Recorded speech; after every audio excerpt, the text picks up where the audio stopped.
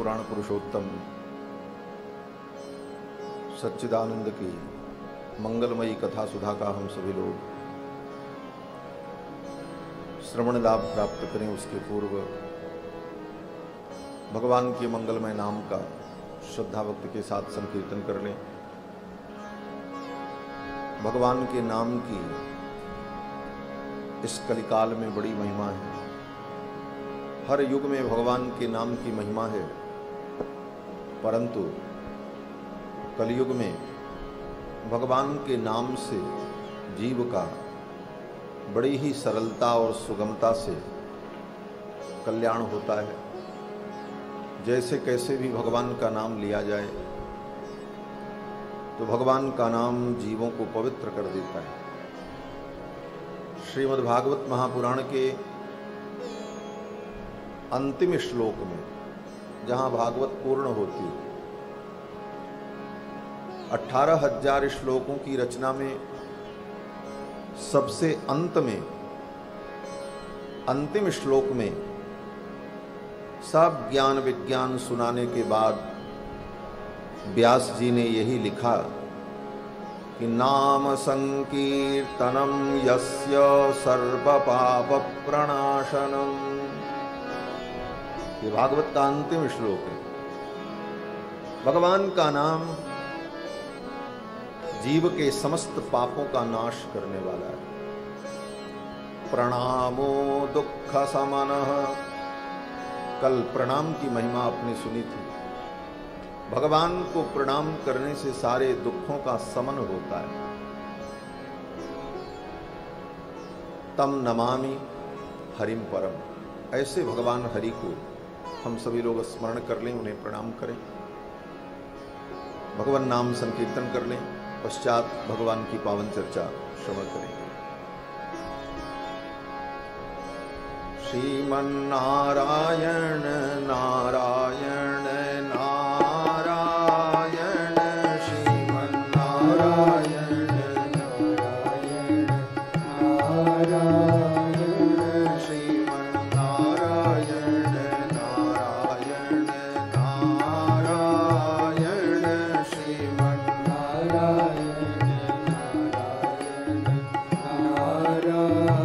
नारायण, श्रीमन्नारायण नारायण नारायण, श्रीमन्नारायण नारायण नारायण, लक्ष्मी नारायण नारायण नारायण, लक्ष्मी नारायण नारायण नारायण, श्रीमन्नारायण नारायण नारायण, श्रीमन्नारायण नारायण नारायण, श्रीमन्नारायण नारायण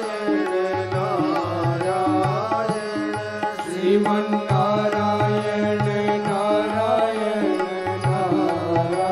नारायण, भजमन्नारायण नारायण नारायण, भजमन्नारायण नारायण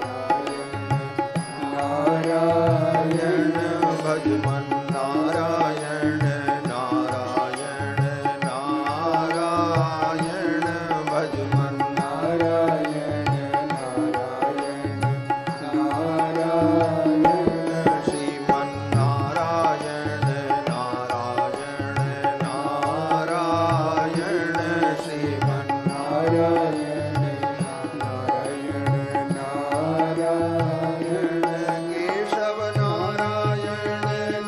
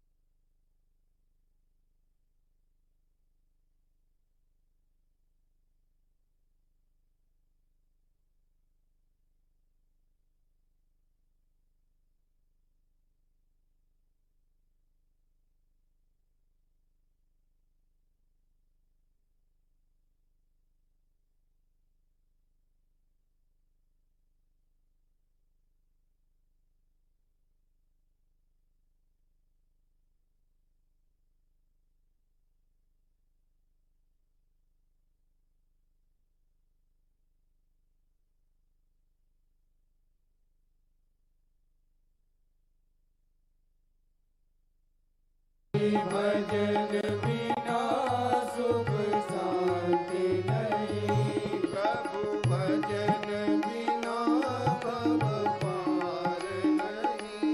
प्रभु भजन बिना भव पार नहीं।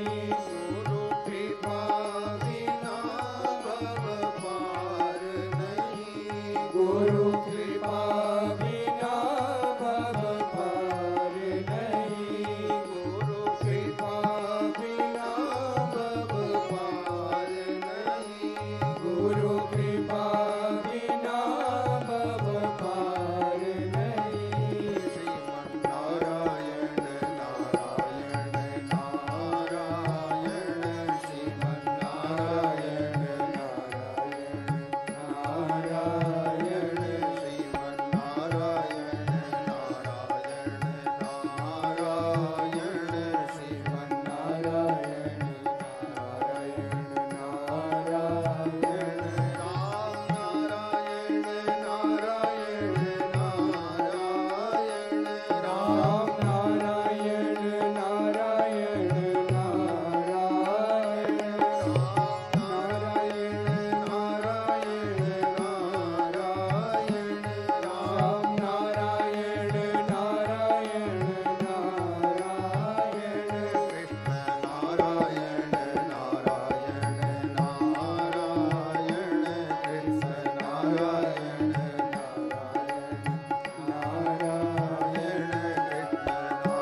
नारायण कृष्ण नारायण नारायण नारायण कृष्ण नारायण नारायण श्रीमन नारायण नारायण नारायण श्रीमन नारायण नारायण नारायण बद्री नारायण नारायण नारायण बद्री नारायण नारायण नारायण बद्री नारायण नारायण नारायण बद्री नारायण नारायण नारायण मुक्ति नारायण नारायण नारायण मुक्ति नारायण नारायण नारायण पुष्कर नारायण नारायण नारायण पुष्कर नारायण नारायण नारायण वेंकट नारायण नारायण नारायण वेंकट नारायण नारायण नारायण रंग नारायण नारायण नारायण रंग नारायण नारायण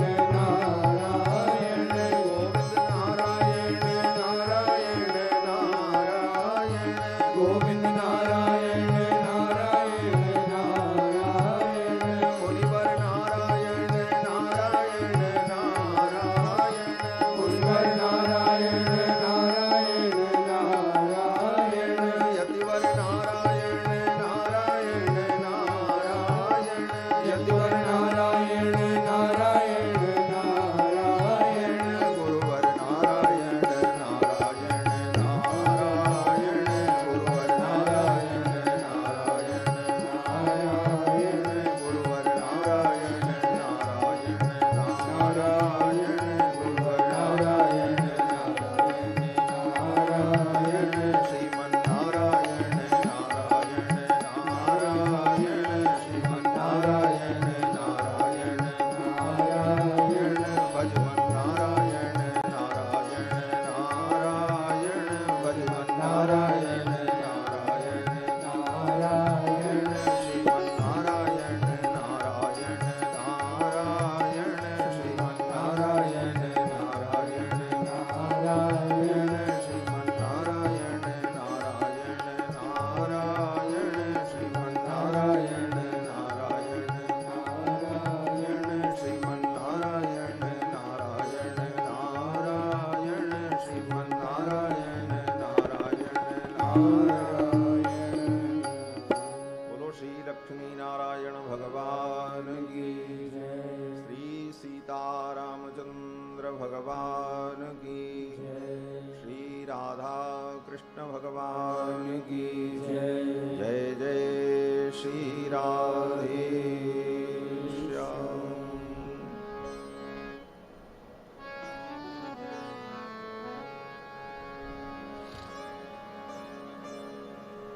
परमाध्यक्ष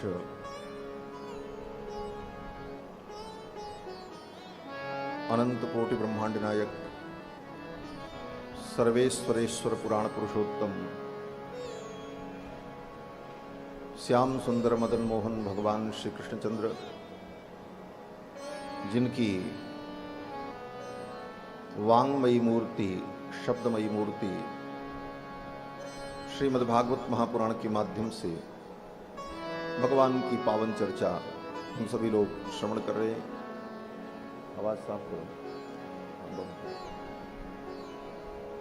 इस कथा के मुख्य यजमान श्री शैलजी मिश्र सपत्नीक सपरिवार, उनके समस्त बंधु बांधव, दूर दूर से आए हुए समस्त श्रद्धालु श्रोता बंधुओं, धर्मानुरागी सज्जनों, श्रद्धामयी माताओं, रायपुर से पधारे हमारे परम सुहृद श्री राम खिलावन जी, बाबू शशिधर सिंह जी महाराज, अन्यान्य समस्त भक्तवृंद, भगवत कथा रस रसिक, भगवत प्रेम पथ पथिक, धर्मानुरागी सज्जनों, श्रद्धामयी माताओं, भगवान श्री हरि की मंगलमयी कृपा के फलस्वरूप पवित्र पुरुषोत्तम मास में लीला पुरुषोत्तम भगवान श्री कृष्ण की पावन चर्चा हम सभी लोग श्रवण कर रहे हैं।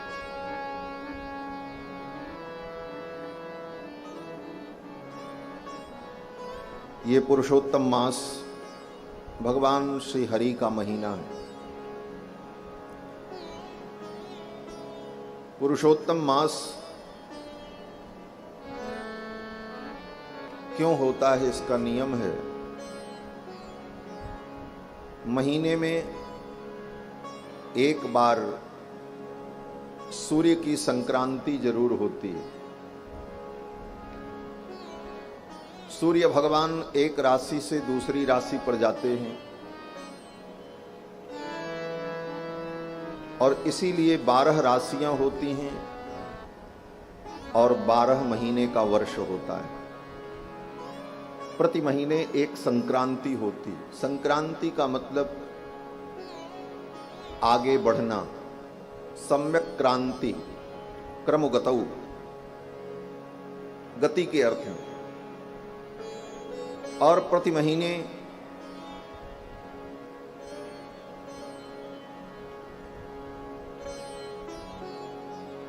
चौदह तारीख, 13 तारीख से लेकर अंग्रेजी महीने के हिसाब से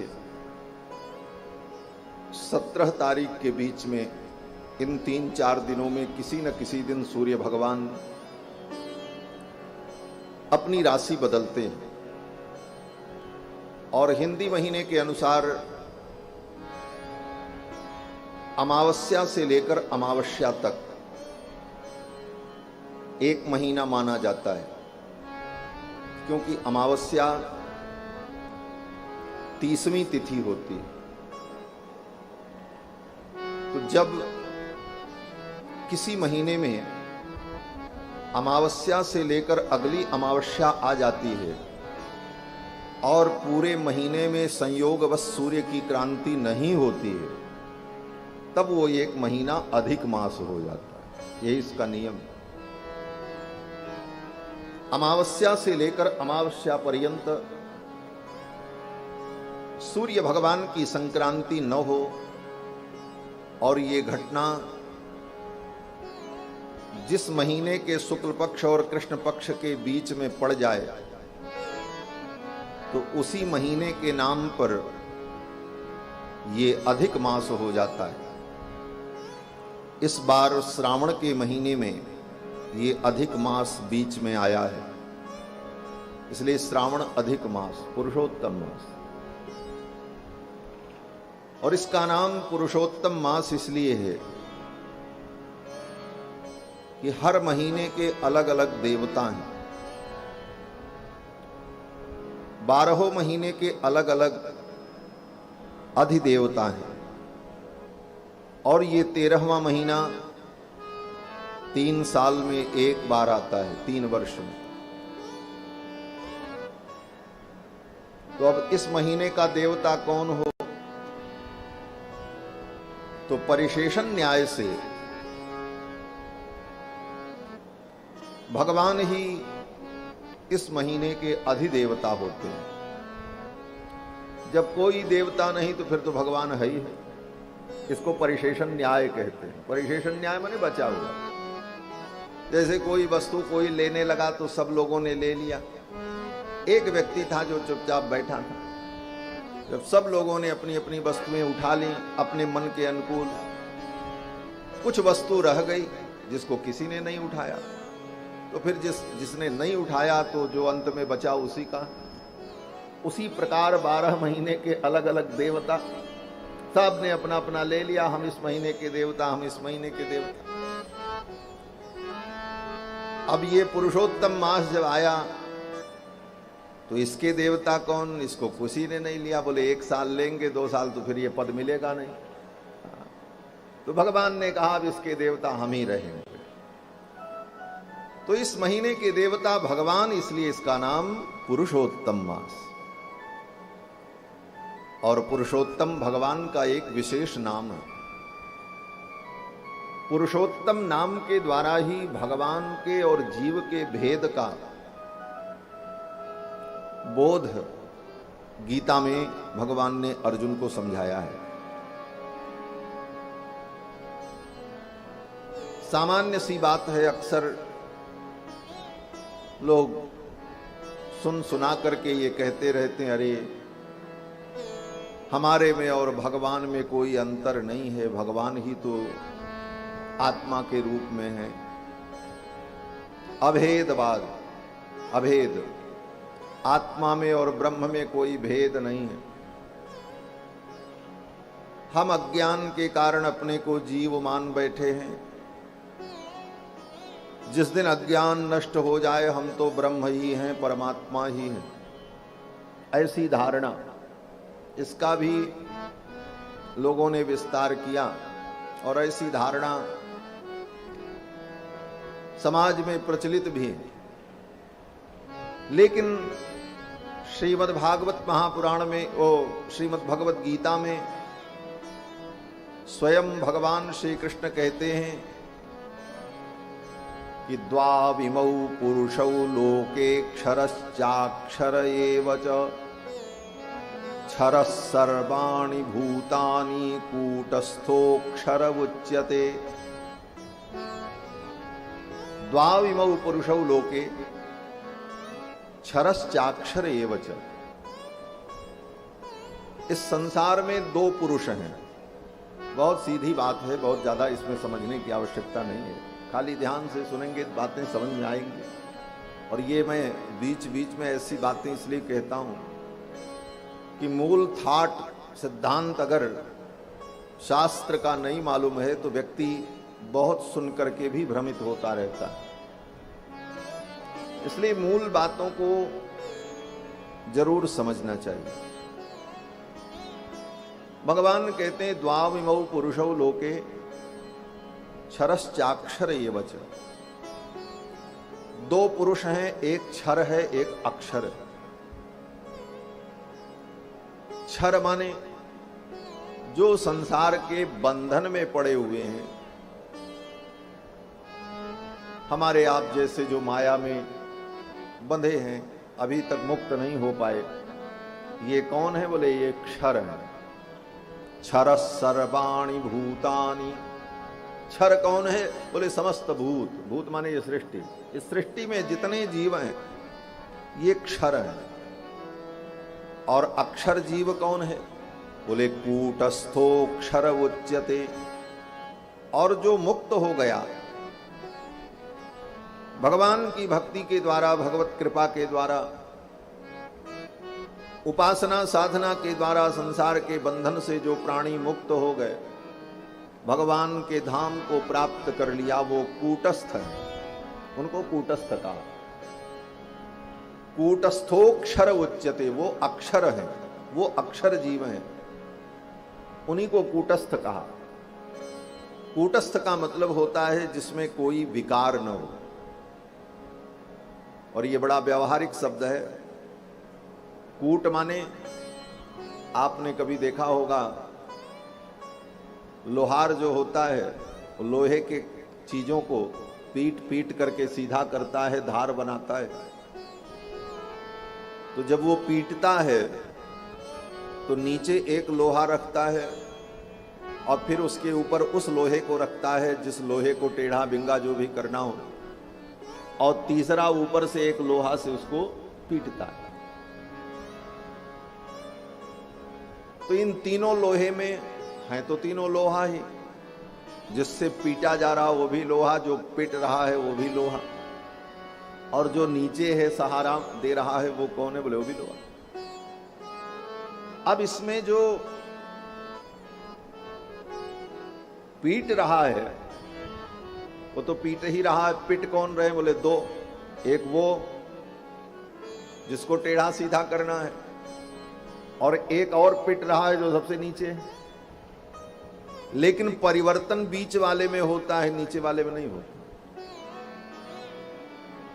बीच वाला लोहा टेढ़ा हो जाए, चपटा हो जाए, धार बन जाए, जो बनना है बन जाए, जो बनाना चाहता है बना लेता। लेकिन जो नीचे का लोहा है उसमें कोई परिवर्तन नहीं होता, वो ज्यों का त्यों रहता है। उसी को संस्कृत में कूट कहते हैं, उसी का नाम कूट है, जिसपे कूटा जाता है, इसीलिए उसका नाम कूट है। तो जैसे कूट में कोई विकार नहीं होता, कूट में कोई परिवर्तन नहीं होता, उसी प्रकार जो जीवात्मा अपने ज्ञान विज्ञान से अपने स्वरूप को प्राप्त कर लिया, उसमें अब कोई परिवर्तन नहीं, कोई विकार नहीं होता, उस जीवात्मा को कूटस्थ कहते। उसी को अक्षर कहा भगवान कृष्ण ने। क्षरः सर्वाणि भूतानि कूटस्थोक्षर उच्यते। और फिर आगे भगवान कहते हैं तस्मात् क्षरमतीतो हम अक्षरादपि चोत्तमः। भगवान कहते हैं ये क्षर जीव जो संसार में है, इनसे भी मैं अलग हूं, और अक्षरादपि चोत्तमः, जो अक्षर जीव हैं, कूटस्थ हैं, मुक्त हैं, उनसे भी मैं भिन्न हूं। तस्माल लोके च वेदे च प्रथितः पुरुषोत्तमः। इसीलिए लोक में, वेद में, शास्त्र में सर्वत्र मुझको पुरुषोत्तम कहा जाता है। ये पुरुषोत्तम शब्द की महिमा भगवान ने स्वयं गीता में कही। तो ये संसार के बंधन में पड़े जो जीव हैं और जो बंधन से मुक्त हो गए, इन दोनों से जो विलक्षण है वो पुरुषोत्तम है। तो भगवान के इन वचनों के अनुसार जीवात्मा सदा भगवान से भिन्न ही है। भगवान इन दोनों से, बद्ध और मुक्त दोनों प्रकार के प्राणियों से उत्तम और श्रेष्ठ हैं, इसीलिए उनका नाम पुरुषोत्तम है। तस्मात् क्षरमतीतो हम अक्षरादपि चोत्तमः। इसलिए लोके च वेदे च प्रथितः पुरुषोत्तमः, इसलिए भगवान का नाम पुरुषोत्तम है। और उन भगवान पुरुषोत्तम का ये मास, पुरुषोत्तम मास, इस महीने में भगवान पुरुषोत्तम की भक्ति की जाए, उनकी आराधना की जाए, कथा श्रवण किया जाए, इन सब का अनंत गुना फल भगवती राजराजेश्वरी त्रिपुर सुंदरी के पावन उत्तराखंड पहुंचे। और उत्तराखंड में ब्रह्मा जी के मानस पुत्र सनक सनंदन सनातन सनत कुमार से इनकी भेंट हुई, और उन चारों भाइयों ने भागवत महापुराण की महिमा बताई कि भागवत महापुराण के सुनने से वैराग्य भक्ति ये तीनों ठीक हो जाएंगे। और फिर नारद जी ने गंगा के तट पर हरिद्वार में भागवत की कथा का आयोजन किया, और इस कथा में ज्ञान वैराग्य भक्ति तीनों पधारे। और कथा सुनकर के ज्ञान वैराग्य स्वस्थ हो गए, भक्ति महारानी प्रसन्न हो गई। ये वृत्तांत भागवत की महिमा आपने कल श्रवण की। इसी प्रसंग में देवर्षि नारद ने सनक सनंदन सनातन सनत कुमार को साधुवाद देते हुए, प्रणाम करते हुए कहा कि भागवत की कथा को मैंने पढ़ा, सुना। स्वयं मेरे पिताजी ने, श्री ब्रह्मा जी ने मुझे भागवत का ज्ञान दिया और मैंने ही व्यास जी को सुनाया। लेकिन इसकी इतनी महिमा है, ये मुझे नहीं पता। नारद जी कहते, आज आपके सत्संग से ये ज्ञान मुझे हुआ। और वहां पर नारद जी ने जो कहा है वो बड़ा सुंदर श्लोक है। नारद जी कहते हैं कि भाग्योदयेन बहुजन्म समर्जितेन सत्संगमं च लभते पुरुषो यदा वै अज्ञान हेतु कृतमोह मदान्धकार नाशं विधाय हि तदोदयते विवेकः। अनेक जन्मों के अर्जित पुण्य प्रकट होते हैं तो उसका फल क्या होता है? कहते सत्संगमं च लभते, तब उसे सत्संग की प्राप्ति होती, उसे संत समागम मिलता है। और सत्संग में आकर अज्ञान हेतु कृतमोह मदान्धकार, अज्ञान का हेतु जो मोह है, उस मोह का विनाश होता है। मोह का विनाश ही मुख्य उद्देश्य है, क्योंकि सारे दुख का मूल मोह है। गोस्वामी तुलसीदास जी महाराज लिखते हैं कि मोह सकल व्याधिन कर मूला और तेहि ते पुनि उपजहि बहुशूला। उसको हम अपना मानने का हठ करते हैं, इसी का नाम मोह। बस अब इसमें सब, जहां कहीं भी आप संपूर्ण सृष्टि की एक एक वस्तु में इसका विचार कर लो।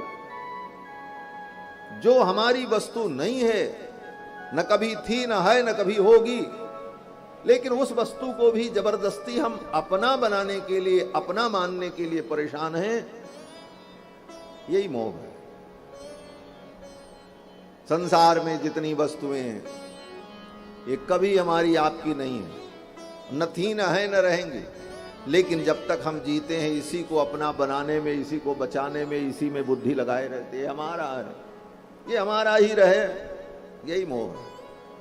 यहां तक कि पुत्र परिवार, जो अपने परिजन हैं, जिनको हम अपना परिजन कहते हैं, वो भी अपने नहीं। क्यों? बोले पहले भी नहीं थे और आगे भी नहीं रहेंगे, कुछ दिन के लिए मिले हैं बस। और ये मिलन कैसा है? बोले वाल्मीकि रामायण में भगवान श्री राम भरत जी से कहते हैं, भरत, ये संसार के संबंधियों का मिलन भी समुद्र में बहने वाली उन दो लकड़ियों के मिलन के समान है। समुद्र में कहीं से, किसी नदी से बह करके एक लकड़ी आई और किसी नदी से बह करके गई और कुछ देर तक ऐसे तैरती रही।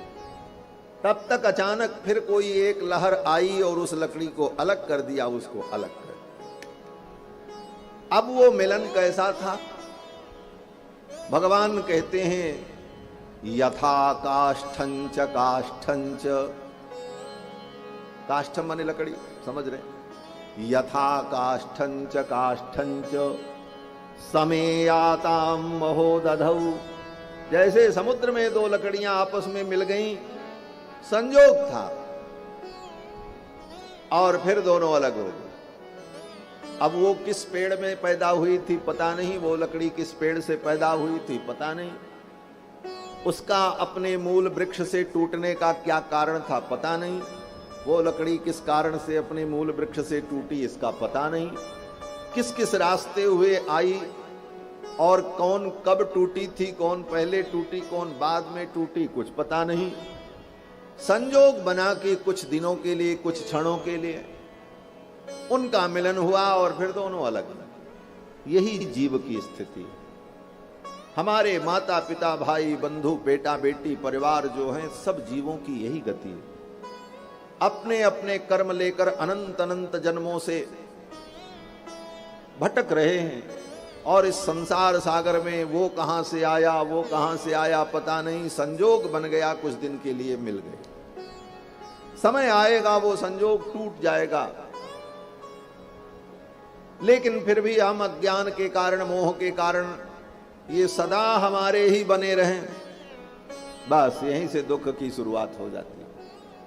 इसी को कहा मोह सकल व्याधिन कर मूला, तेते पुनि उपजहि बहु शूला।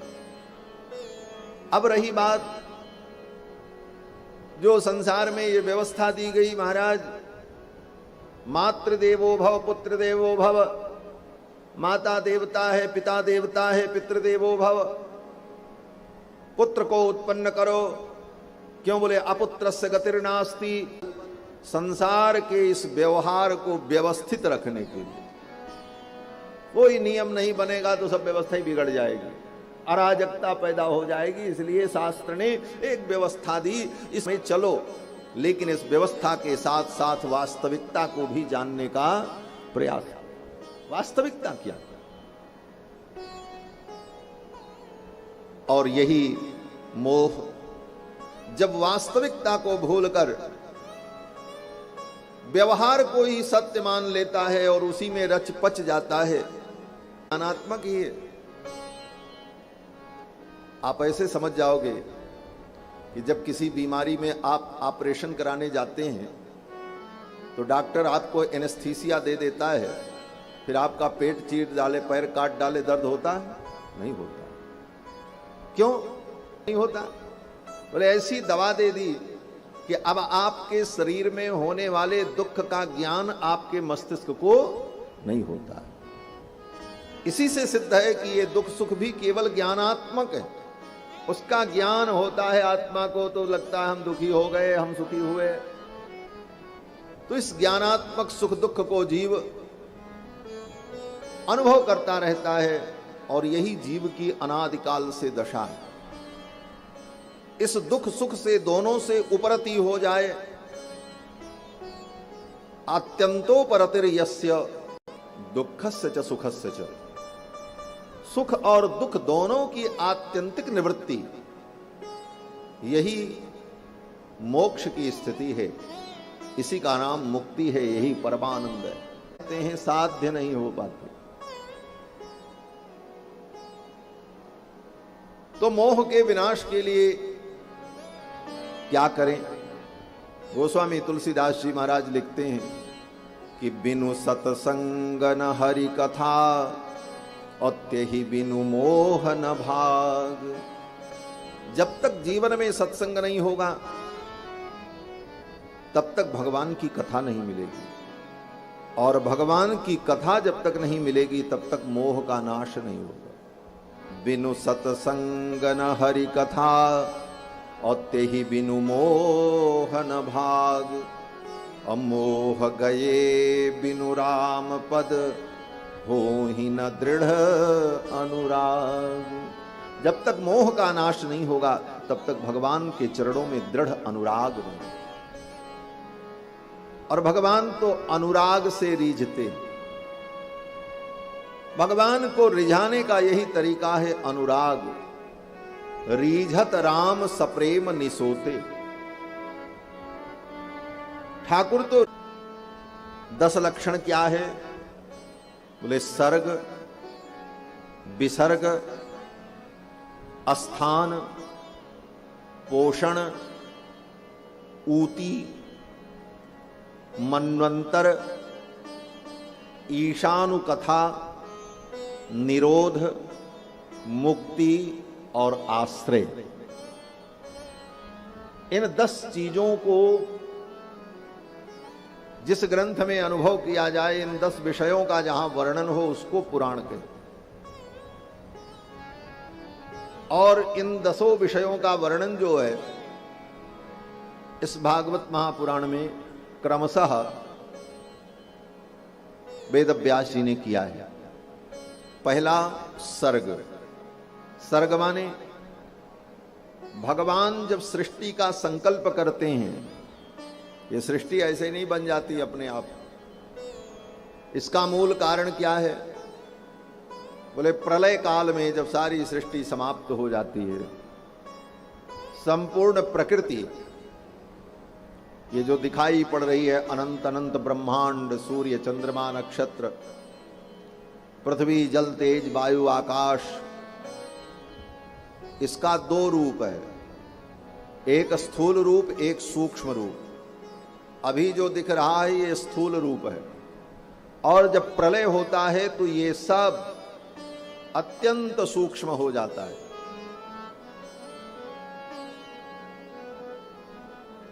पृथ्वी जल में विलीन हो जाती है और जल अग्नि तत्व में चला जाता है, अग्नि तत्व वायु तत्व में विलीन हो जाता है, वायु तत्व आकाश तत्व में लीन हो जाता है, और फिर वो आकाश तत्व महत तत्व में लीन हो जाता है, महत तत्व मूल प्रकृति में लीन हो जाती है, और वह मूल प्रकृति अत्यंत सूक्ष्म रूप से भगवान के अंदर प्रविष्ट हो जाती है।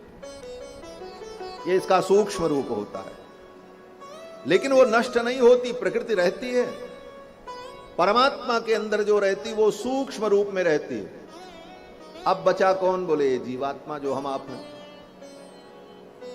इसकी भी यही दशा होती।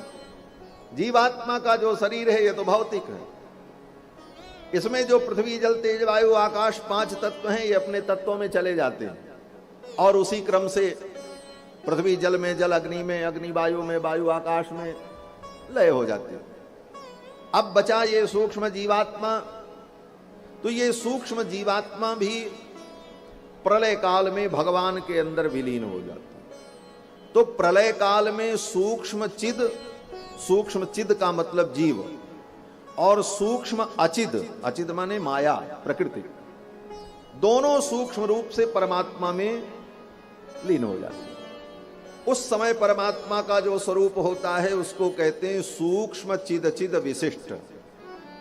सूक्ष्म चिद अर्थात जीव, और सूक्ष्म अचिद माने प्रकृति, दोनों से विशिष्ट वो परमात्मा उस काल में भी रहता है, इसलिए उसका नाम सूक्ष्म चिद चिद विशिष्ट।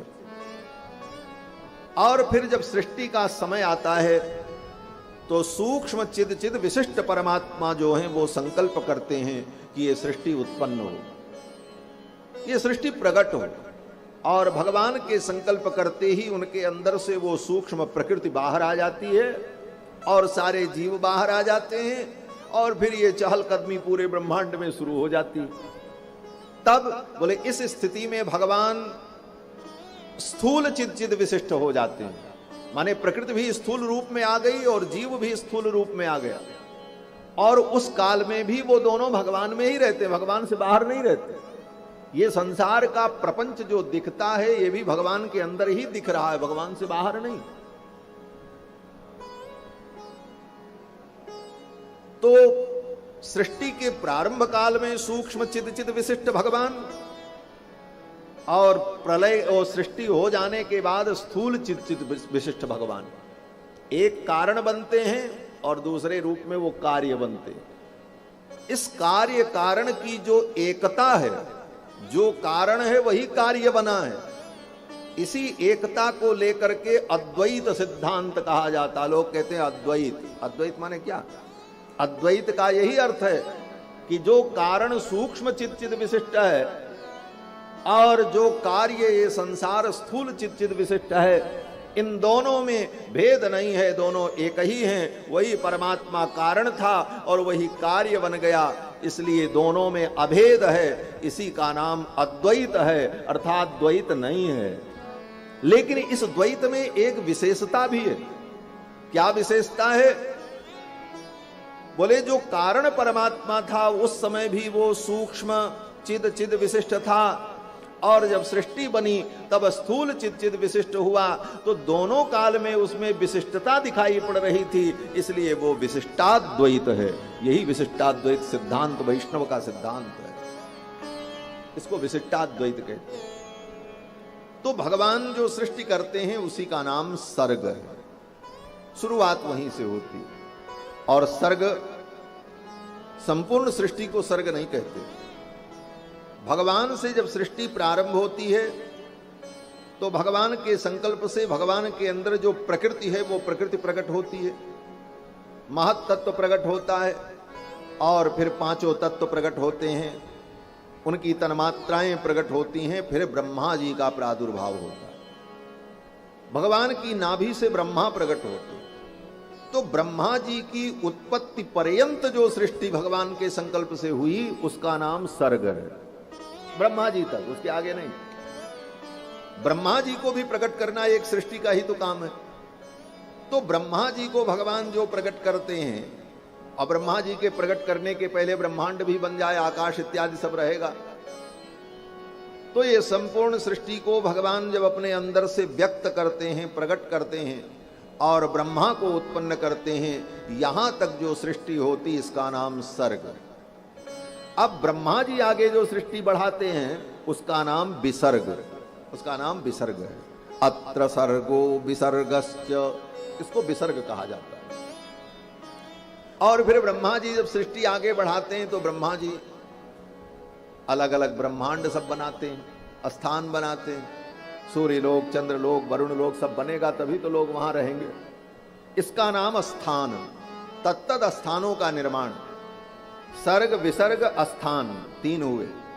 फिर इसके बाद पोषण, सब तो बन गया, ब्रह्मा जी ने सब ब्रह्मांड बना डाला, सब कुछ कर दिया, लोक पैदा हो गए, चारों तरफ सृष्टि बन गई। अब ये सृष्टि जिंदा कैसे रहे, इसका पोषण किससे हो? तो पोषण भगवान के द्वारा होता है। और भगवान के द्वारा जो पोषण होता है ये पुराण का चौथा तत्व है।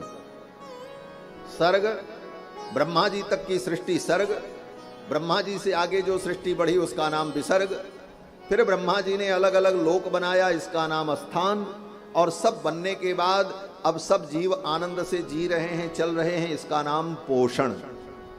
और ये पोषण क्या है? बोले भगवान का अनुग्रह।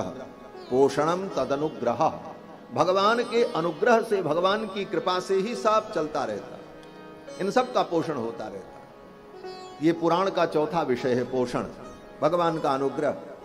भगवान का अनुग्रह न हो तो ब्रह्मा जी कितनी भी सृष्टि बनावें, सवेरे बनावें, शाम को सब खत्म हो जाएगा, कोई रहेगा ही नहीं।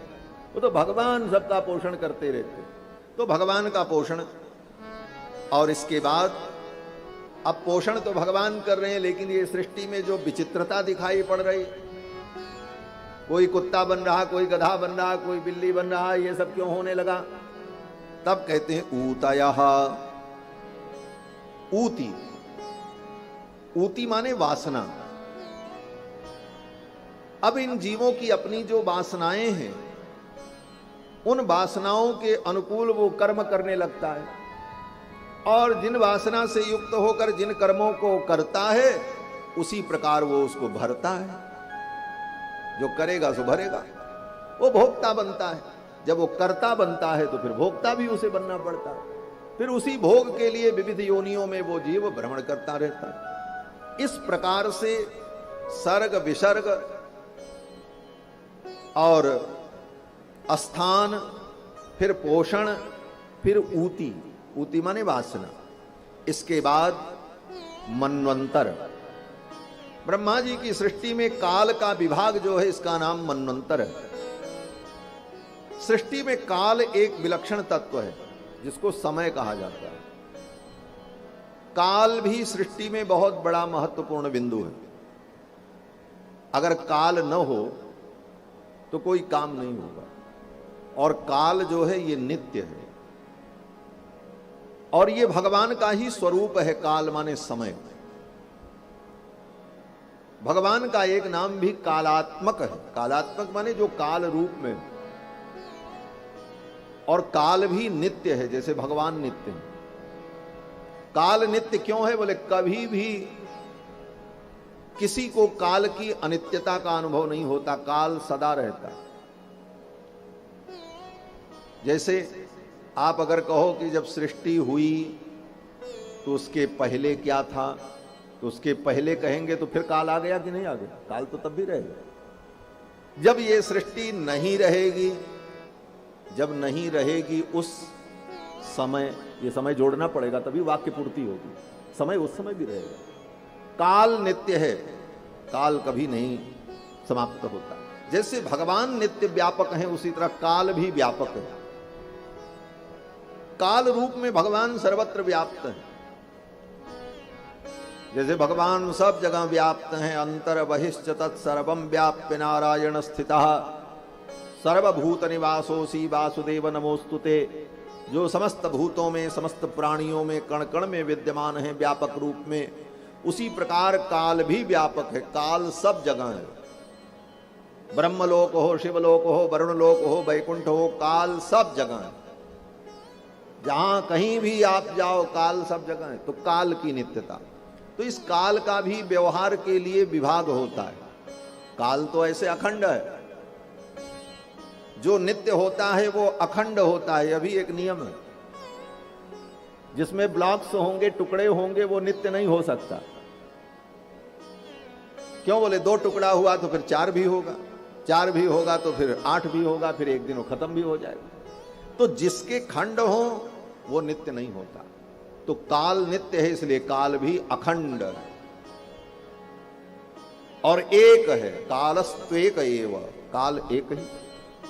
अब रही बात ये व्यवहार के लिए पास्ट, प्रेजेंट, फ्यूचर, ये सब व्यवहारिक बातें हैं। केवल व्यवहार में समझने के लिए भूतकाल, भविष्यकाल, वर्तमान काल, अनद्यतन भूत, अद्यतन भूत, अनद्यतन भविष्य, अद्यतन भविष्य, परोक्ष भविष्य, परोक्ष लिट, ये सब प्रयोग जो होता है ये केवल व्यवहार के लिए है। लेकिन मूलतः काल जो है वो नित्य है। अब इस काल में जो ये विभाग व्यवहार है, इसी को मनवंतर कहा जाता है। 1 मनवंतर, 2 मनवंतर, 14 मनवंतर, अनेक अनेक मनवंतर। एक मनु से, एक मनु का जो काल होता है उसको 1 मनवंतर, फिर 1 मनु गए, दूसरे मनु आए, फिर सृष्टि बढ़ाई, फिर उनका काल रहा, और ऐसे ऐसे सब समझने के लिए जो विभाग काल का किया, इसी का नाम मनवंतर है। यह भी पुराण का एक विषय है। और इसके बाद ईशानु कथा। ईशानु कथा का मतलब भगवान का चरित्र।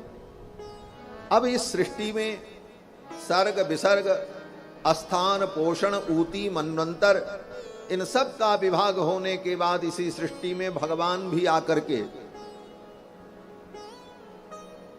लीला करते हैं। जैसे व्यक्ति अपने ही पुरुषार्थ से व्यक्ति घर बनाता है, जमीन भी वही लेता है, सामान भी वही लाता है, घर भी बनाता है, घर की एक एक वस्तुओं को वही सजाता है, और फिर उसके बाद उसी में वो रह करके आनंद लेता है। उसी प्रकार संपूर्ण सृष्टि को बना करके भगवान इसी सृष्टि में प्रकट होकर के लीला करके आनंद लेते हैं। इसका नाम ईशानु कथा है। इसी को ईशानु कथा कहते। भगवान ईश परमात्मा अवतार लेकर के विविध लीलाएं करते, और उन्हीं कथाओं को हम लोग सुनते हैं। और इसके बाद पुराण का 8वां विषय है निरोध। निरोध का मतलब त्याज्य क्या है, इसका विवेचन। माया की हेयता, माया जो है ये अविद्या है, हेय है, त्याज्य है।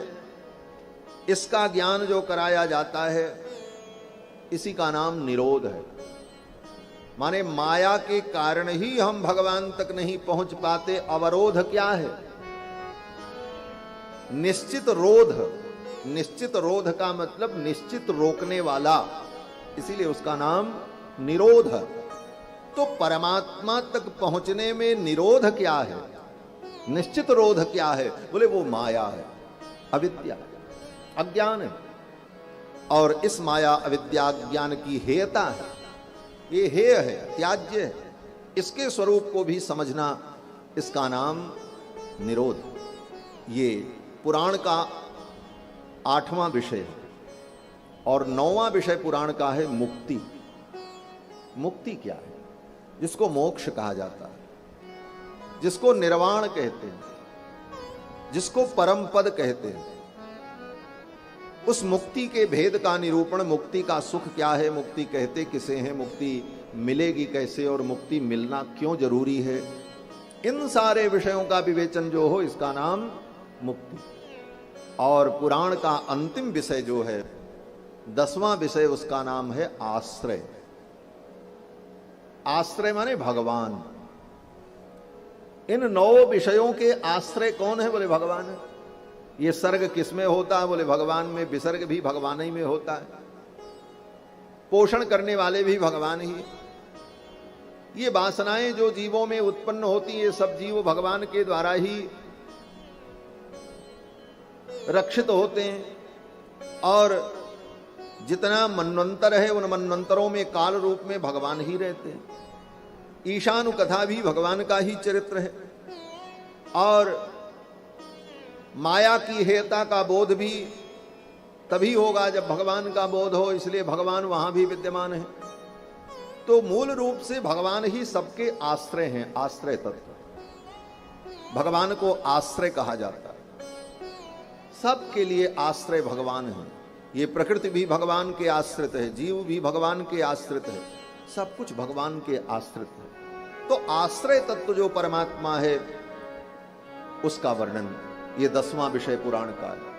अत्र सर्गो विसर्गश्च स्थानम पोषण मूतयः मन्वंतर ईशानु कथा निरोधो मुक्ति आश्रयः।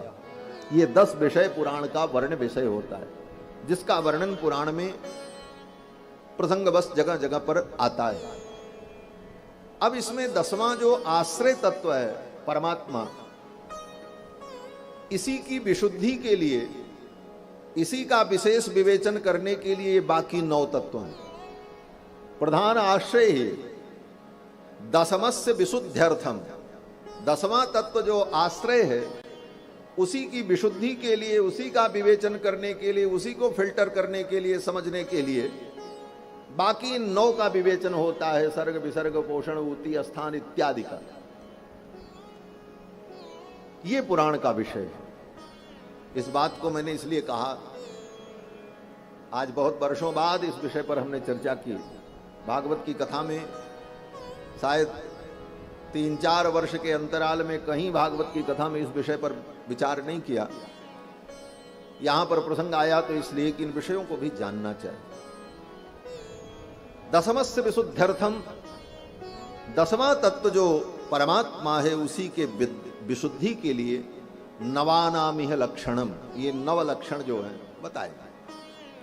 अब सारी बातों का सार इतना है कि 10वां तत्व जो आश्रय तत्व भगवान है, उन्हीं को समझने के लिए, उन्हीं को जानने के लिए, उन्हीं को पाने के लिए, उन्हीं से मिलने के लिए ही ये सब बवंडर है। ये जितना है सारी कहानी, कथा कहानी, सत्संग, धर्म, कर्म, यज्ञ, पूजा, पाठ, जप, तप, दान, नियम, श्रद्धा, भक्ति, इन सब का उद्देश्य केवल एक है, आश्रय परमात्मा। 10मस्य विशुद्ध्यर्थम नवानामिह लक्षणम, इन 9 का लक्षण किया। तो इन्हीं विषयों का भागवत में वर्णन होगा। ये सूत्र मैंने आपको इसलिए बताया कि ध्यान आपका भगवान पर ही रहे, क्योंकि भगवान के लिए ही सब विवेचन है। उसमें अपने स्वार्थ की बात मत ढूंढो। महाराज ने ये कहा इसका बड़ा फल है, तो अब उस फल की ओर भाग जाए। ये भागवत तो स्वयं फल है, फल का कोई फल नहीं होता है। हाँ, वृक्ष का फल होता है, लेकिन फल में से फल थोड़ी निकलता, फिर वृक्ष हो तभी फल होगा। इसलिए फल क्या है? बोले भागवत स्वयं फल है। किस चीज का फल है? तो वेद व्यास जी कहते हैं निगम कल्प तरोर गलितम फलम। ये भागवत क्या है? बोले निगम कल्प तरोर गलितम फलम, वेद रूपी वृक्ष का पका हुआ फल है। जो ज्ञान का मूल वेद, चारों वेद, निगम, निह अशेषेण गमयति इति निगमः, जो अशेष रूप से, संपूर्ण रूप से बोध कराने वाला ग्रंथ है, उसका नाम वेद है। दुनिया के जितने ग्रंथ हैं वो बोध तो कराते हैं, लेकिन संपूर्ण बोध का वो कारण नहीं बनते। संपूर्ण बोध कराने वाला तो वेद है, निगम। और उस निगम को माना क्या हमारे यहां? बोले कल्प वृक्ष। जैसे कल्प वृक्ष के नीचे जाओ, जो चाहो सो मिले। हाँ, जो कल्पना करोगे कल्प वृक्ष के नीचे, कल्प वृक्ष आपको वही दे देगा। उसी प्रकार वेद भी कल्प वृक्ष है। वेद क्या है? कल्प वृक्ष। हमारे सनातन धर्म के 4 जो मूल ग्रंथ हैं, ऋग्वेद, यजुर्वेद, सामवेद, अथर्ववेद, ये चारों क्या है? बोले कल्प वृक्ष हैं। जो चाहो उनकी शरण में जाकर के पालो। हाँ, अगर आपको नरक जाना है, नरक जाने की इच्छा है, तो वेद के पास अगर जाकर के कहो, हे वेद भगवान, आप कल्प वृक्ष हो, आप सारी कल्पना पूरी करते हो, हम नरक जाना चाहते हैं, हमारी ये इच्छा पूरी करो, तो वेद भगवान तुमको नरक में भी भेज देंगे। क्यों? बोले कल्प वृक्ष सब कर सकता है। जैसे किसी कल्प वृक्ष के नीचे कोई व्यक्ति गया, बैठा, लोगों ने कहा ये कल्प वृक्ष है, इसकी बड़ी महिमा है, जो कल्पना करोगे वो मिल जाएगा। बोले बस उसने कल्पना किया एक बढ़िया मकान बन जाए, सुंदर महल बन गया, सुंदर खाने पीने की वस्तु मिल जाए, कल्प वृक्ष ने दे दिया। घर हो, परिवार हो, बेटा हो, बेटी हो, सब हो गए महाराज, कल्प वृक्ष ने सब दे दिया। उसका तो काम ही है, जो कल्पना करोगे सब दे देगा। अब वो व्यक्ति जब सब पा गया, घर मकान सुख संपत्ति सब हो गई कल्प वृक्ष से, अब वो बेचारा क्या सोचे? बोले सब तो मिल गया। फिर वो सोचने लगा, अरे ये कल्प वृक्ष सब कुछ दे देता है, अगर कहीं से कोई शेर आ गया तो क्या होगा? तब तक एक शेर आ गया, कल्प वृक्ष तो सब देगा। अरे ये शेर कहीं हमको खा न जाए, तब तक शेर ने उसको खा लिया, वो भी कल्पना पूरी हो गई। कल्प वृक्ष तो कल्प वृक्ष है, जो कल्पना करो वही पूरा कर दे। उसी तरह अगर वेद के नीचे आप जाओ और वेद के नीचे जाकर आप कल्पना करो और कोई चीज मांगो, ऐसी बुरी चीज जो चीज आपके लिए हानिकारक हो, तो कल्प वृक्ष तो दे देगा, उससे मतलब नहीं। इसीलिए कहा गया मीमांसा शास्त्र में कि यज्ञों में, वेदों में जिन यज्ञों का वर्णन है, उन यज्ञों में कुछ यज्ञ ऐसे हैं जो शत्रु के विनाश के लिए, किसी को मारने के लिए भी किए जाते हैं। जैसे आप किसी अपने दुश्मन को ऐसे नहीं मार सकते, ऐसे मारो तो 302 का मुकदमा होएगा, 302 बच गया 307 भी हो जाएगा और धाराएं लग जाएंगी। तो संसार के कानून से बचने के लिए कुछ लोग सोचते हैं कि चलो तंत्र मंत्र करके मार दें इसको, सब होता ही है। इन मंत्रों में भी बड़ी शक्ति होती है महाराज, और मंत्रों से बहुत सारी क्रियाएं होती भी हैं। तो अब वेद मंत्रों के द्वारा यज्ञ करके कोई व्यक्ति किसी को मारे तो संसार के कानून से तो बच जाएगा, लेकिन हत्या का जो पाप है वो तो उसको लगे ही लगे। बोले महाराज हमने वेदों के आधार पे किया था। बोले वेदों के आधार पे जो भी करो, वेद तो कल्प वृक्ष है, तुमको रास्ता बता दिया, अब तुम करो, नरक में जाना होगा तो नरक में जाओ, कौन रोक पाएगा? इसलिए वेद शास्त्र में वर्णित तंत्र मंत्रादि जो हैं, उनके द्वारा जो अभिचारादि कर्म होता है, उन अभिचारादि कर्मों को करने के बाद फल की प्राप्ति तो होती है, लेकिन उसे भी नरक में जाना पड़ता है। तो वेद भगवान तुमको नरक भी भेज देंगे अगर गलत किया तो। हाँ, ऐसा नहीं। तो वेद तो कल्प वृक्ष है, और उसी वेद रूपी कल्प वृक्ष का पका हुआ फल ये श्रीमद् भागवत महापुराण। बात मैं कर रहा था कि फल का फल नहीं होता, बात यही। तो ये भागवत स्वयं फल है,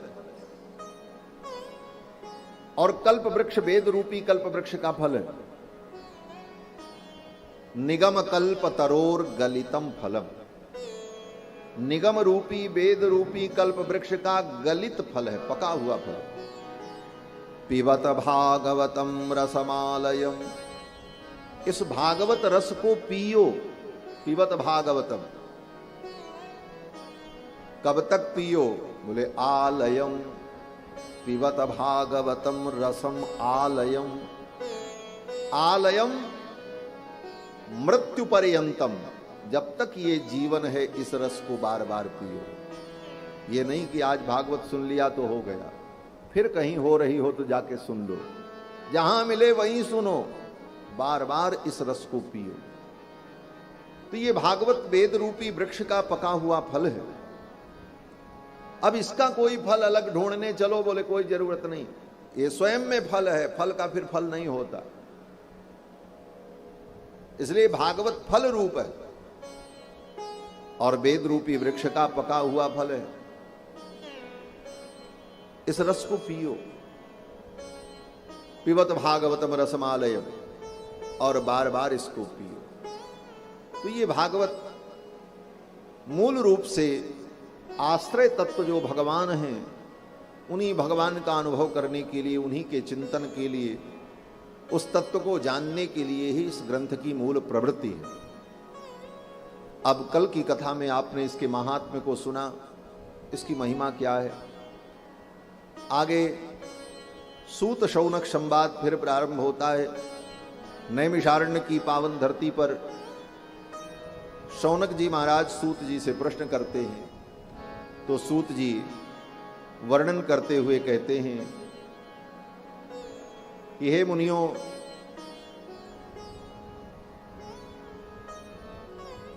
ये संपूर्ण सृष्टि भगवान से ही उत्पन्न होती है और भगवान में ही रहती है, और अंत में भगवान में ही ये विलीन हो जाती है। सर्वप्रथम श्री सूत जी महाराज ने उन महर्षियों के 6 प्रश्नों का उत्तर देना प्रारंभ किया। शौनकादि मुनियों ने सूत जी से 6 प्रश्न किए। पहला प्रश्न किया कि श्रेय क्या है। श्रेय माने परम कल्याण। और दूसरा प्रश्न किया शास्त्र सारह कह, समस्त शास्त्रों का सार क्या है। तीसरा प्रश्न किया स्वावतार प्रयोजनम, भगवान के अवतार का प्रयोजन क्या है। चौथा प्रश्न किया किम कर्म, अवतार लेकर के भगवान कौन कौन से कर्म करते। और पांचवा प्रश्न किया केवताराश्च, भगवान के कितने अवतार हैं। और छठवां प्रश्न किया शौनक जी ने धर्मः कम शरणम गतः, ये धर्म किसकी शरण में रहता है, धर्म का भी आश्रय कौन। इन्हीं 6 प्रश्नों का उत्तर देते हुए श्री सूत जी महाराज ने शौनकादि मुनियों को कथा सुनाई। सर्वप्रथम सूत जी महाराज ने शौनकादि मुनियों को बताया कि हे मुनियों, भगवान नारायण जो परम तत्व हैं, उनमें हम अपनी भक्ति को जोड़ दें। भक्ति क्या है? बोले भक्ति माने प्रेम। प्रेम को ही भक्ति कहा है। ऐसे तो भक्ति का बड़ा विवेचन किया है आचार्यों ने अपने बुद्धि विलास के द्वारा। 81 प्रकार की भक्ति का भेद बताया। और भक्ति रसामृत सिंधु ग्रंथ में तो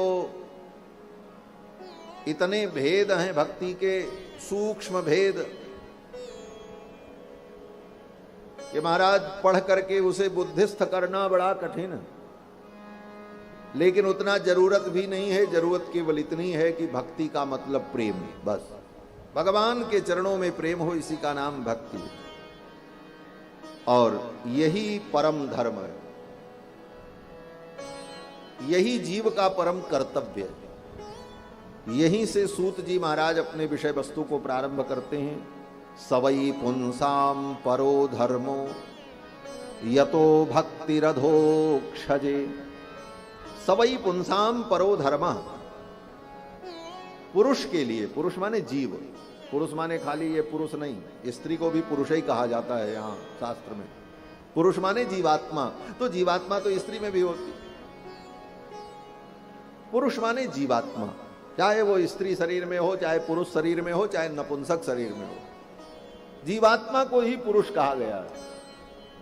सवई पुंसाम परो धर्मः। अब इन जीवों का परम धर्म क्या है, इन जीवों का परम कर्तव्य क्या है? नेता बनना, बहुत बड़े उद्योगपति बन जाना, बहुत नाम कमा लेना, बहुत धन कमा लेना, बहुत अच्छे अच्छे दुनिया में काम करके यश कीर्ति अर्जित कर लेना, बोले ये सब क्षणिक है। परम धर्म जीव का यही है, भगवान के चरणों की भक्ति करना। सवई पुंसाम परो धर्मः, क्या बोले, यतो भक्ति अधोक्षजे, अधोक्षज के चरणों की भक्ति।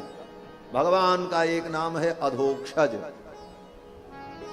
अधोक्षज का मतलब, बोले अधोक्षज का अर्थ कृष्ण, कृष्ण का ही नाम अधोक्षज।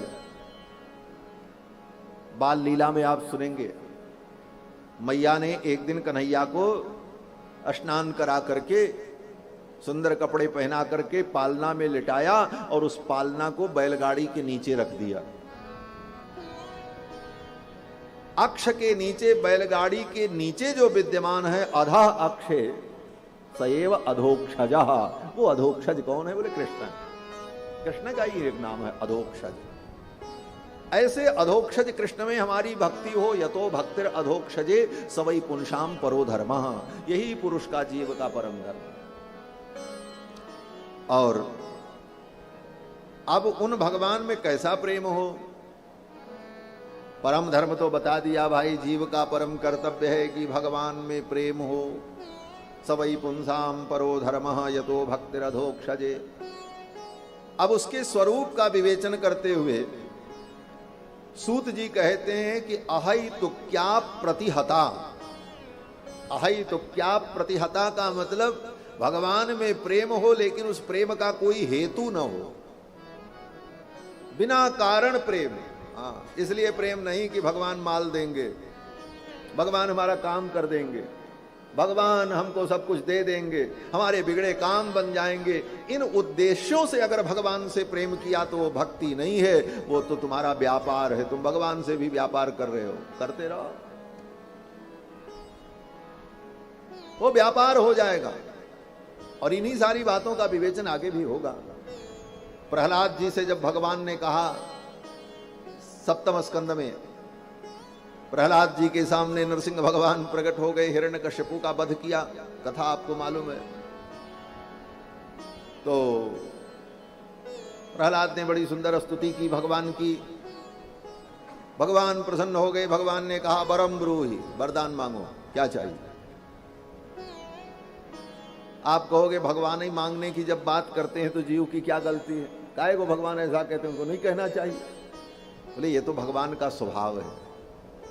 जैसे माँ का स्वभाव होता है बच्चे को कुछ खिलावे पिलावे, भले उसका पेट भरा रहे, फिर भी माँ का तो यही स्वभाव हो, वो तो उसका स्वभाव है।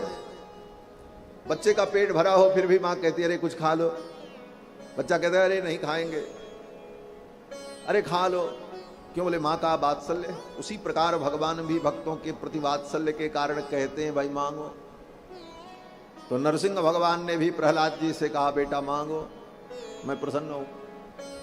तो प्रहलाद जी ने भगवान से जो कहा, यही भागवत का सब रहस्य है। भागवत की कथा तो सब मालूम है आप लोगों को। प्रहलाद जी ने भगवान से कहा, प्रभु जो भक्त आपसे कुछ मांगता है, आपकी भक्ति करते हुए कुछ कामना रखता है कि हमको ये मिले, वो आपका भक्त होता ही नहीं है।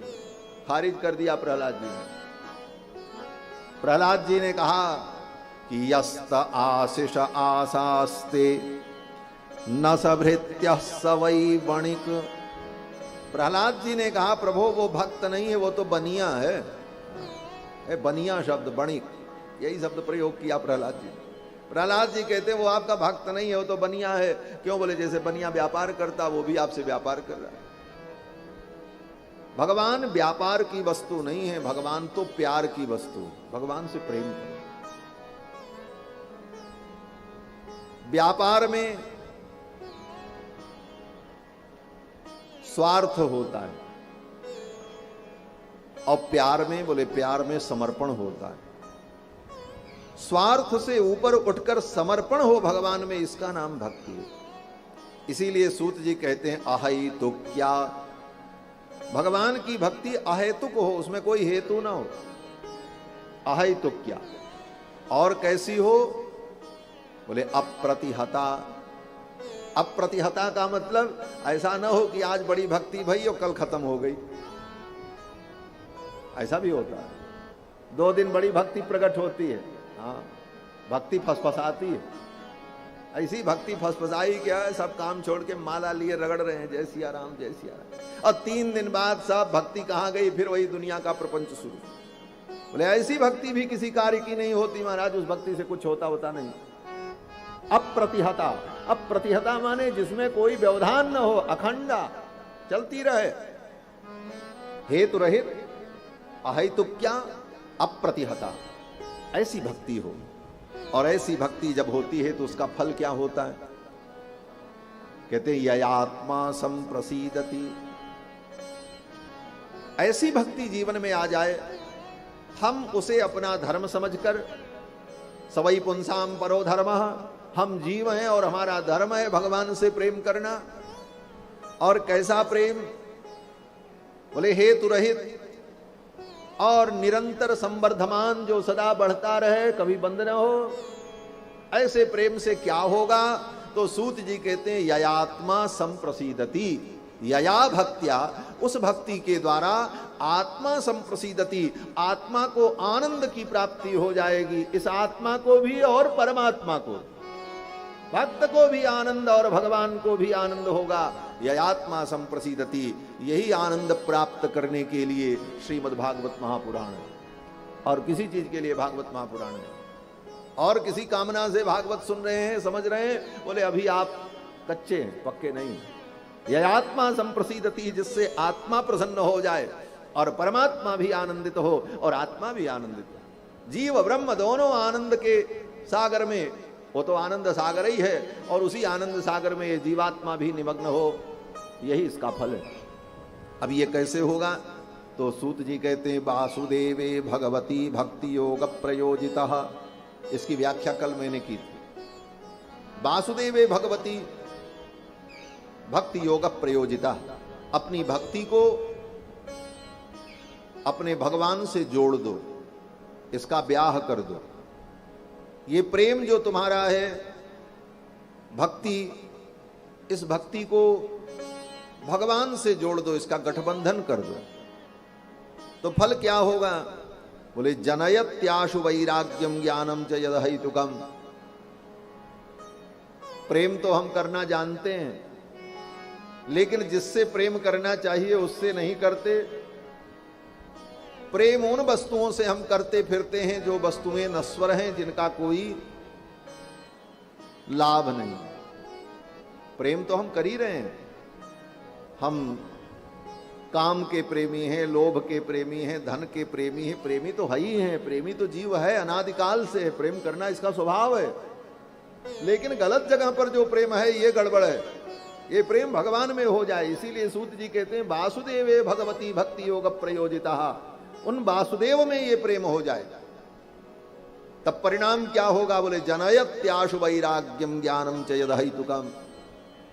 हमने संसार से प्रेम किया, लेकिन इस प्रेम से कुछ मिला नहीं, कुछ पैदा नहीं हुआ, नुकसान नहीं हुआ। संसार से प्रेम करके क्या पाए, बोले दुख पाए, और कुछ नहीं मिला, दुख ही मिला। थोड़ी देर के लिए क्षणिक सुख मिला, लेकिन बाद में उस प्रेम का परिणाम दुख ही हुआ। किस प्रकार, बोले खरजू कंडूयन के समान।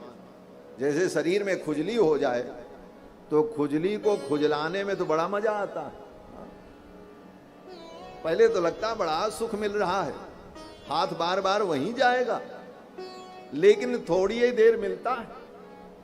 अब खुजलाने के बाद जब उससे खून निकलता है तब छरछराहट होती है, तब जलन होती है, और फिर वो जलन बाद तक होती रहती।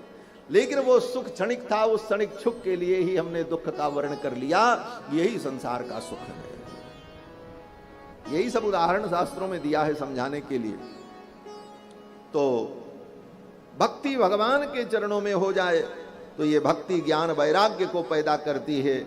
और ज्ञान वैराग्य जो है ये भक्ति के पुत्र हैं। ये आख्यान कल आप सभी लोगों ने श्रवण किया। और ये सब कहते हुए सूत जी महाराज कहते हैं धर्मस्वनुष्ठित पुंसाम विश्वक्सेन कथासु यः नोत्पादयेद्यदि रतिम श्रमये वही केवलम। हे मुनियों, जीव के द्वारा जो भी धर्म कर्म किया जाता है, दान यज्ञ तप तीर्थ जप सेवा समर्पण, इन सारे धर्मों का फल क्या है?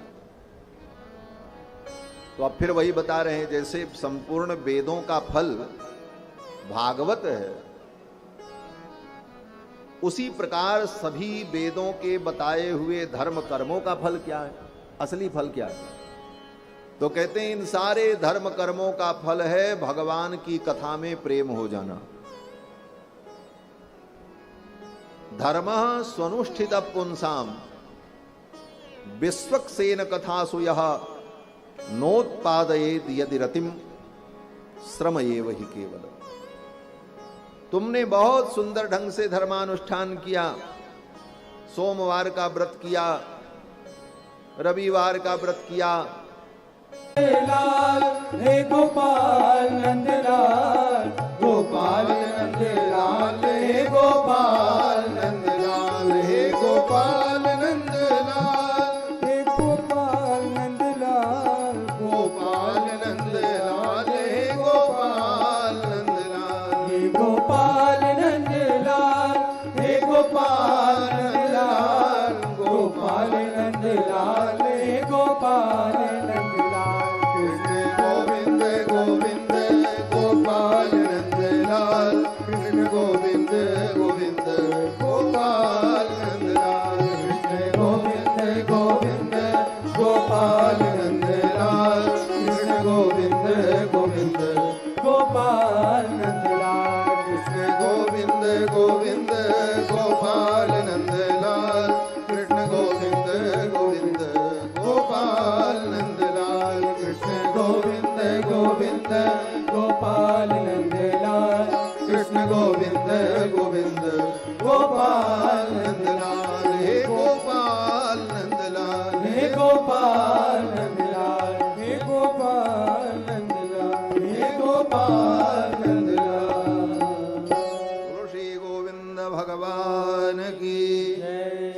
सच्चिदानंद भगवान की जय। जय जय श्री राधे।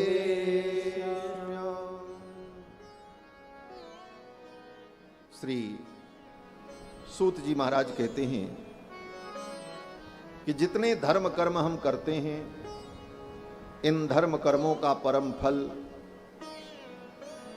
भगवान के चरणों का अनुराग, भगवान की कथा में प्रीति। और भगवान की कथा में अगर प्रीति नहीं हुई तो समझ लो आपने जो धर्म कर्म किया केवल परिश्रम किया बस। हाँ, यही शब्द है यहां पर। नोत्पादयेद यदि रतिम, भगवान के चरणों में रति उत्पन्न नहीं हुई तो श्रम एव ही केवलम, केवल आपने श्रम किया बस, उसका फल नहीं मिला। आगे सूत जी कहते हैं, हे मुनियों, वो भगवान जो आश्रय तत्व हैं, परम तत्व, उन्हीं को बड़े बड़े विद्वानों ने, मनीषियों ने परम तत्व कहा। वदन्ति तत्त्वविदस्तत्त्वम् यज्ञानमद्वयम्, उन्हीं को अद्वय ज्ञान, अद्वैत ज्ञान कहा। अद्वैत की व्याख्या पहले ही हमने की, वही अद्वैत भगवान है। यज्ञानमद्वयम्, और वही भगवान ब्रह्मेति, उन्हीं को ब्रह्म कहा जाता है, वो ब्रह्म है। परमात्मेति, उन्हीं को परमात्मा कहा जाता है। और वही भगवान जब साडगुण्य संपन्न होकर भक्तों की भावना के अनुकूल लीला करते हैं तो वो भगवान कहलाते हैं, फिर उन्हीं को भगवान भी कहा जाता है। ब्रह्मेति परमात्मेति भगवान इति शब्दते, उन्हीं को परम तत्व कहा जाता है, उन्हीं को अद्वय ज्ञान कहा जाता है, उन्हीं को ब्रह्म कहा जाता है, उन्हीं को परमात्मा कहा जाता है, और उन्हीं को भगवान कहा जाता है। ये सब शब्द उन्हीं के लिए। अब व्यास जी तो ऐसी बात कह रहे हैं, लेकिन आजकल तो महाराज कलयुग है, कलयुग में तो व्यास से भी बड़े बड़े ज्ञानी पैदा हो रहे हैं, तथाकथित ज्ञानी, जो अपने ज्ञान का कचरा समाज में फैला रहे हैं। उसी ज्ञान के कचरे में एक कचरा ब्रह्मा कुमारी संप्रदाय भी है। हम उसके मूल विषय पर कहना चाहते हैं। ब्रह्मा कुमारी संप्रदाय वालों का तो जो सिद्धांत है, ऊल जलूल, जिसका शास्त्र से कोई लेना देना नहीं, दूर दूर तक कोई मतलब ही नहीं। वो कहते हैं ब्रह्म अलग है, परमात्मा अलग है। उनसे पूछो वेदव्यास के बाप हो तुम, वेदव्यास से ज्यादा ज्ञान था तुमको। कहते ब्रह्म अलग है, परमात्मा अलग है, ईश्वर अलग है, काल की गणना भी बेतुकी। बोले कृष्ण पहले अवतार लिए, राम बाद में भय। और इन मूर्खों के चक्कर में बड़े बड़े पढ़े लिखे मूर्ख पढ़ते हैं। उनको पढ़ा लिखा मूर्ख मैं कहता हूं। दुनिया में कोई ऐसा ज्ञान विज्ञान नहीं है जो हमारे सनातन धर्म में न हो। और इसकी मूल धारा से जुड़कर वेद, रामायण, गीता, भागवत के आधार पर तत्व को समझो। व्यक्तिवादी मत बनो, सिद्धांतवादी बनो। व्यक्तिवादी बनोगे तो भ्रम होगा। कोई व्यक्ति पूर्ण नहीं है, पूर्ण तो भगवान है। व्यक्ति कोई पूर्ण नहीं है। इसलिए व्यक्तिवादी बनोगे, कल को वह व्यक्ति गलत भी बोलेगा तो व्यक्तिवादी होने के कारण आपको वही मानना पड़ेगा और आपका भी पतन होगा। इसलिए व्यक्तिवादी कभी नहीं होना चाहिए, सिद्धांतवादी बनो। जो सिद्धांत की बात करता है तब तक ठीक है, सिद्धांत से हट गया तो फिर वो ठीक नहीं है। चाहे वो ब्रह्मा ही क्यों ना हो, ब्रह्मा कुमारी तो बहुत दूर की बात है, ब्रह्मा ही आ जाए महाराज। और ब्रह्मा से भी बड़े कौन? बोले भगवान। भगवान भी आ जाएं, लेकिन अगर सिद्धांत के विपरीत बोले तो भगवान की भी बात हमारे यहां नहीं मानी जाती। मैं उदाहरण के सहित कहता हूं, भगवान बुद्ध का अवतार देख लो। 24 अवतार में भगवान का एक अवतार बुद्ध अवतार है। 24 अवतार में बुद्ध अवतार है ना। बुद्धो नामना जनसुतः कीकटेषु भविष्यति। वेद व्यास जी ने भागवत में बुद्धावतार की भविष्यवाणी की है, क्योंकि तब बुद्धावतार नहीं हुआ था जब भागवत लिखा वेद व्यास जी ने। बुद्धावतार तो अभी 2500 वर्ष पहले हुआ, और ये भागवत 5128 वर्ष पूर्व की है। तब बुद्ध भगवान के अवतार की घोषणा की वेद व्यास जी ने। बुद्ध भगवान का अवतार होगा, और बुद्ध भगवान के अवतार का मुख्य प्रयोजन, बोले बुद्ध भगवान के मुख्य अवतार का मुख्य प्रयोजन अहिंसा धर्म का प्रचार। सदय हृदय दर्शित पशुघातम केशव धृत बुद्ध शरीर। दया से परिभूत होकर जीवों की हिंसा को देखकर भगवान बुद्ध के रूप में आए और उन्होंने अहिंसा परमो धर्मः इसका उपदेश जगत को दिया। और भगवान बुद्ध के अवतार का दूसरा प्रयोजन ततः कलौ संप्रवृत्ते सम्मोहाय सुरद्विषाम। ये दूसरा प्रयोजन बड़ा महत्वपूर्ण है, इसको आपको समझना भी चाहिए। भगवान बुद्ध के अवतार का दूसरा प्रयोजन सम्मोहाय सुरद्विषाम। देवताओं से, शास्त्र से और धर्म से द्वेष करने वाले जो प्राणी हैं उनको सम्मोहित करने के भगवान का अवतार हुआ है बुद्धावतार। जो अवैदिक हैं, जो देवताओं से द्वेष करने वाले हैं, असुर राक्षस इत्यादि आसुरी प्रकृति के प्राणी, उनको सम्मोह में डालने के लिए, उनको भ्रमित करने के लिए, उनको डाइवर्ट करने के लिए भगवान का यह अवतार हुआ बुद्धावतार। सम्मोहाय सुरद्विषाम। इसीलिए जितनी इस प्रकृति के लोग थे, राक्षसी प्रवृत्ति के, देवद्रोही, वेदद्रोही, वो सब बुद्ध के अनुयायी बनकर के सनातन धर्म से दूर चले गए। उनको भगवान बुद्ध ने सनातन धर्म से दूर कर दिया। बोले ये कचरे दूर ही रहे तो अच्छा है, नहीं तो सनातन धर्म में भी विकृति उत्पन्न कर दी। ये महान प्रयोजन भगवान बुद्ध के अवतार का था। बुद्धो नामना जनसुतः कीकटेषु भविष्यति ततः कलौ संप्रवृत्ते सम्मोहाय सुरद्विषाम। उन प्राणियों को सम्मोहित करने के लिए। और जब सम्मोहित करना होता है तो व्यक्ति कुछ न कुछ इधर उधर की बात बोलता है, तभी न किसी को कोई डाइवर्ट कर पाएगा। तो भगवान बुद्ध ने भी जो उपदेश किया वह उपदेश वेद के विरुद्ध था। वेदों का जो सिद्धांत है उस सिद्धांत के विरुद्ध, उससे विपरीत उपदेश बुद्ध भगवान ने दिया, क्योंकि उन प्राणियों को डाइवर्ट करना था, इधर नहीं आने देना था। तो जब उन्होंने, बुद्ध भगवान ने वेद के विरुद्ध उपदेश किया, तो जो शुद्ध सनातन धर्मावलंबी सैद्धांतिक महापुरुष थे, सैद्धांतिक लोग थे, उन लोगों ने यह निर्णय किया कि ऐसी स्थिति में तो बुद्ध की भी बात मानने में भलाई नहीं है। भले ये भगवान है लेकिन इनकी बात मानने लायक नहीं है। और बुद्ध की एक भी बात सनातनियों ने नहीं मानी, क्योंकि हम सिद्धांतवादी हैं, हम व्यक्तिवादी नहीं। भगवान की भी बात नहीं माना। इसीलिए आज भी सनातन धर्मावलंबी के घर में, आप यहां सभी सनातनी बैठे हुए हैं, किसी के घर में बुद्ध की पूजा होती हो तो बताओ। काली की पूजा होगी, भगवती की पूजा होगी, पता नहीं कितने देवी देवताओं की हम पूजा करते रहते हैं, लेकिन किसी सनातनी के घर में बुद्ध की पूजा नहीं होती। न बुद्ध के नाम पर कोई हम व्रत करते हैं। हमारे यहाँ कोई बुद्ध का उत्सव भी नहीं मनाया जाता। बाकी बहुत सारे उत्सव हमारे यहाँ सालों साल उत्सव चलते रहते हैं, रोज ही उत्सव रहता है, कभी कोई पर्व कभी कोई पर्व। लेकिन बुद्ध जयंती कब होती है सनातनियों को तो जब मालूम भी नहीं रहता। वो तो जब पेपर में छपता तब लोग जानते आज बुद्ध जयंती है।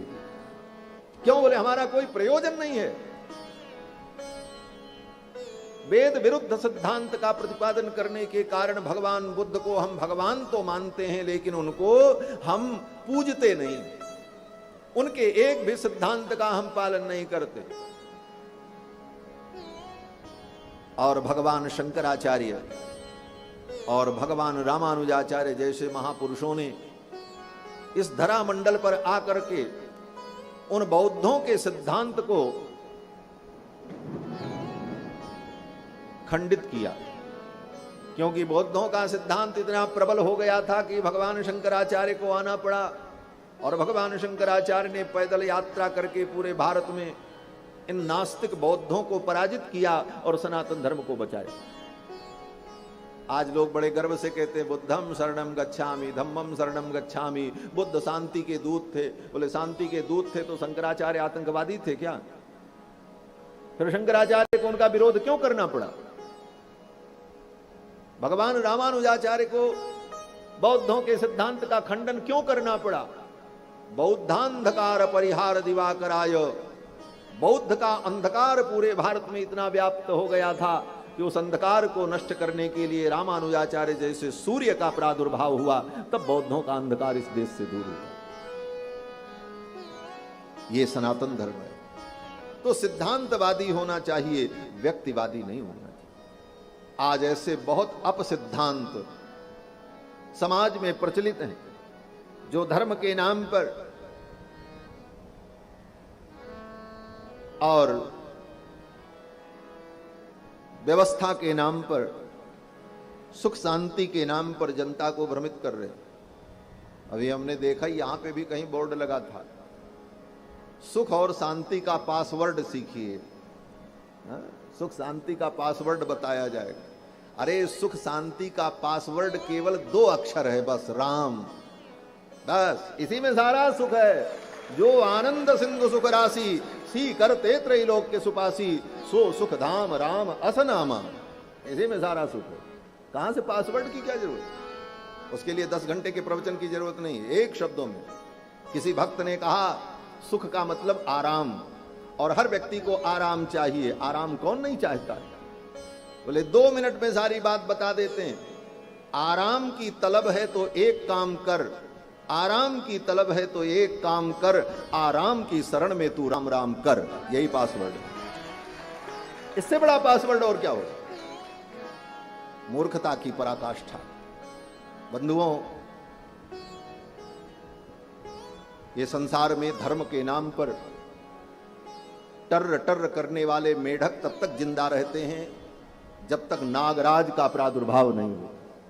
सर्पराज आ जाए तो सर्पराज सबके काल बन करके सबको ग्रसित कर लेते। हे गिरधर तेरी आरती गाऊं, हे गिरधर तेरी आरती गाऊं, बाके बिहारी तेरी आरती गाऊं, बाके बिहारी तेरी आरती गाऊं, आरती गाऊं प्यारे तुमको रिझाऊं, आरती गाऊं प्यारे तुमको रिझाऊं, बाके बिहारी तेरी आरती गाऊं, बाके बिहारी तेरी आरती गाऊं, मोर मुकुट माथे पे सोए,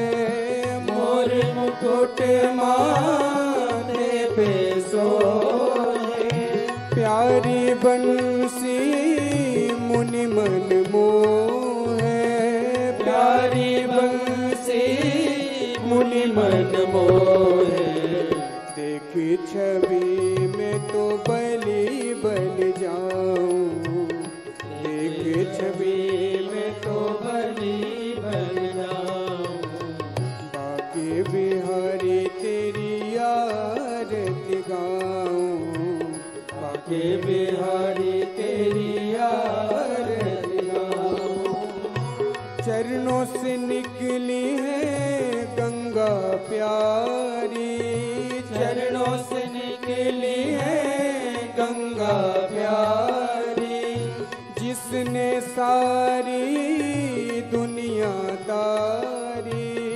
जिसने सारी दुनिया तारी, उन चरणों के मैं दर्शन पाऊं, उन चरणों के मैं दर्शन पाऊं, बाके बिहारी तेरी आरती गाऊं, बाके बिहारी तेरी आरती गाऊं, दास अनाथ के नाथ आप हो, दास अनाथ के नाथ आप हो, सुख दुख जीवन प्यारे साथ आप हो, सुख दुख जीवन प्यारे साथ आप हो, सुख दुख जीवन प्यारे साथ आप हो, सुख दुख जीवन प्यारे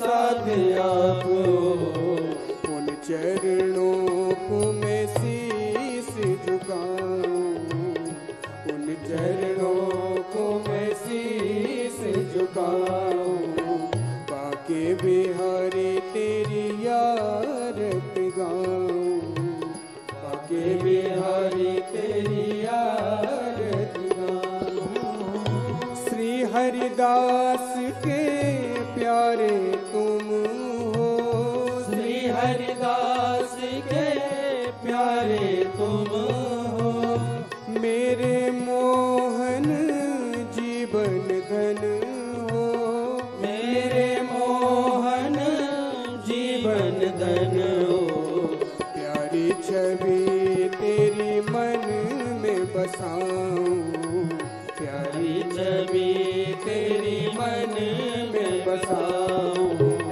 बाके बिहारी तेरी आरती गाऊं, बाके बिहारी तेरी आरती गाऊं, तेरी आरती गाऊं, तेरी आरती गाऊं, तेरी आरती गाऊं, तेरी आरती गाऊं, आरार्तिक्यं समर्पयामि जलेन शीतलीकरणम् आरार्तिक्यग्रहणं पुष्पै देवाभिवन्दनम् हरिः ओम् यज्ञेन यज्ञमयजन्त देवास्तानि धर्माणि प्रथमान्यासन्ना केहनाकं महिमानः सजन्त यत्र पूर्वे साध्याः सन्ति देवाः ॐ कृष्णाय वासुदेवाय हरये परमात्मने प्रणतक्लेशनाशाय गोविन्दाय नमो नमः। नानासुगन्धपुष्पाणि यथा कालोद्भवानि च पुष्पाञ्जलिर्मया दत्ता गृहाण परमेश्वर। मन्त्रपुष्पाञ्जलिं समर्पयामि श्रीपुराणपुरुषोत्तमाय नमः। श्रीकृष्णचन्द्राय नमः। बोले वृंदावन बिहारी लाल की, श्री कृष्णचंद्र भगवान की, श्री अयोध्यानाथ भगवान की, श्रीमद् भागवत ज्ञान महायज्ञ की, सत्य सनातन वैदिक धर्म की, अखंड भारत वर्ष की, श्री भाष्यकार रामानुज स्वामी जी महाराज की, श्रीमद् जगत गुरु स्वामी जी महाराज की जय। जय श्री राधे श्याम।